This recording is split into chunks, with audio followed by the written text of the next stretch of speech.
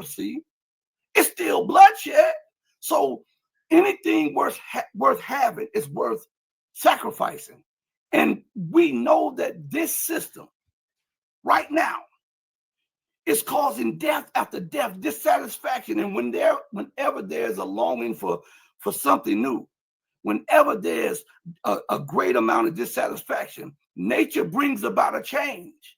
It has to bring about a change. And there has never been a level of dissatisfaction as it is today. There's almost 100% dissatisfaction with the rulership, with the policies, with the politics, with the geopolitics.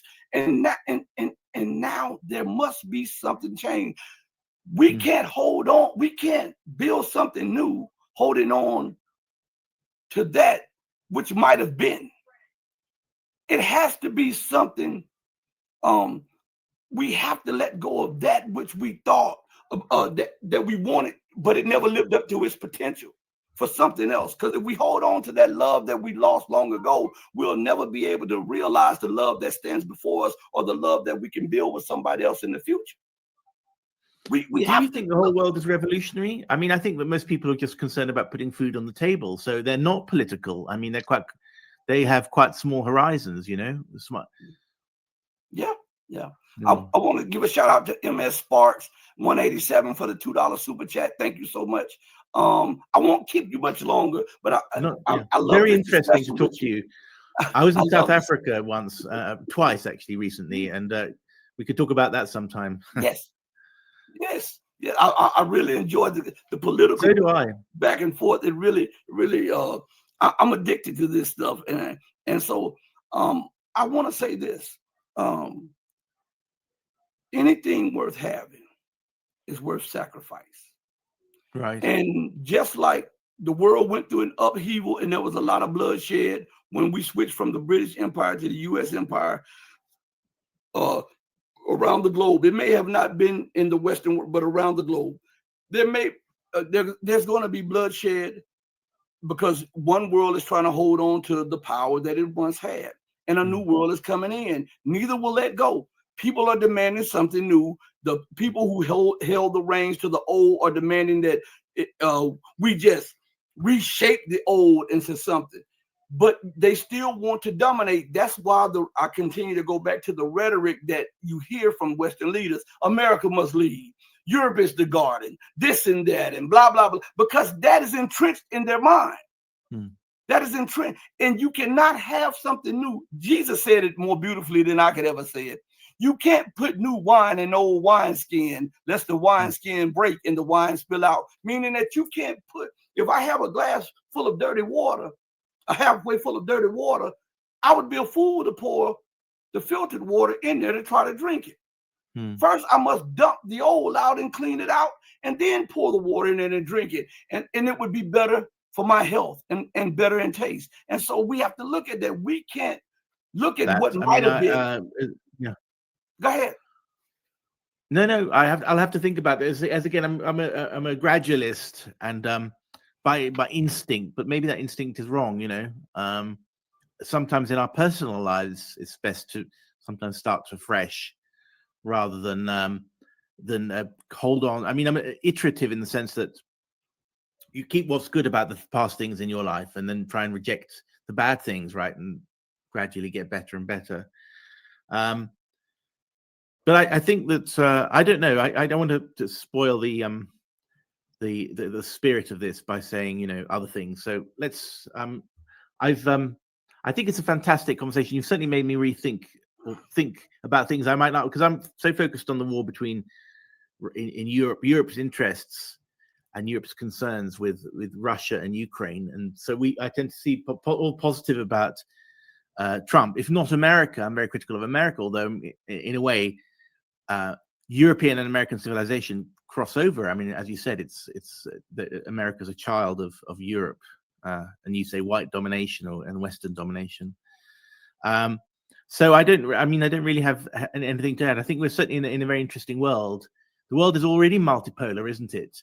And I read Russia Today and I guess they're also using it instrumentally in a way. The Russians are using it to hit the Europeans with. But I really think we are at the dawn of something, you know. And I think a lot of Europeans, I mean, I'm the most open-minded and aware guy you'll find, between here and, I don't know, London or something. The average person here in Europe clueless about the developments going on, that we're already moving to a multipolar world, and that we're seeing de-dollarization, and we're seeing a poly crisis for the Europeans and so on. So I think that, I'm certainly going to share this talk if you put it out on YouTube, because it's very stimulating and eye-opening. Yeah, I really enjoy it. I wish we had like another hour or two to talk, man. I really enjoyed this conversation with you. So did I, yeah. You've got to come back on, and we've got to do this absolutely again. Anytime. Maybe after Christmas. I want to take the time out to thank you for accepting my invite. I want to thank you for the respect that you've shown, and I also want to thank you for enlightening us and giving us your point of view on things. And when you come back on, we're going to talk deeper about the situation with the Ukrainian crisis, because I really want your perspective on that, and where it may lead Europe. Absolutely. As said, I mean, all these inequalities and making the world better won't matter a damn if the world is turned into a sort of radioactive ash heap. I mean, it's incredible that the left that worries about climate change, which takes 50 years, but don't worry about global heating that takes 5 seconds, in other words, an atomic bomb. Anyway, thank you very much. I want you to stay safe, stay blessed, and thank you again. Merry Christmas. Bye. Thanks a lot. All right, I'll send you the link for the video also. Great. Take care. Bye. All right, Bye. Everybody, thank you. I want you all for joining me on the most powerful platform for truth. Seriously, this is what I'm talking about. I like thought-provoking conversations. I want everybody to be able to use that gray matter. I want everybody to be able to peer through all of the foolishness, the propaganda, and all of the fog and the noise of war. I want us to be able to converse with each other intellectually and in a civilized way. Because we don't always have to agree, but we can be agreeable to disagree. And that's the sign of a civilized person. So I want to take this time out to say, I hope that the time that you spent with me today was worth it, and that you got your money's worth. So in the end, I want to say to you all, remember to do right by others, not because there's some material gain to be had, not because there's some accolades or anything behind it.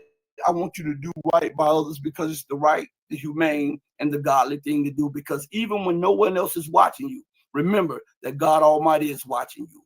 As my great, late, beautiful, and excellent mother would always say, God sits high on the throne of power, but he looks low at the actions of man. Know that I love each and every one of you who loves truth, but know that the love that I have for you will always pale in comparison to the love that the true and living God has for you.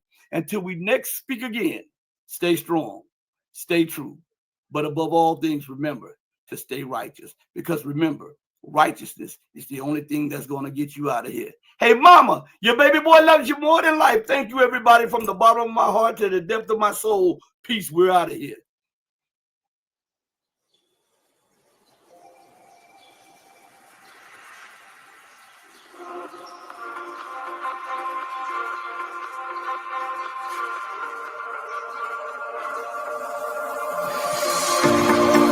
Told you to walk away. That was my first and last mistake. I'm blue without your face. But what can I do? 'Cause I'm just a sinking ship, and you're just a pair of lips that I've lost in the moment. All I want is for you to come back.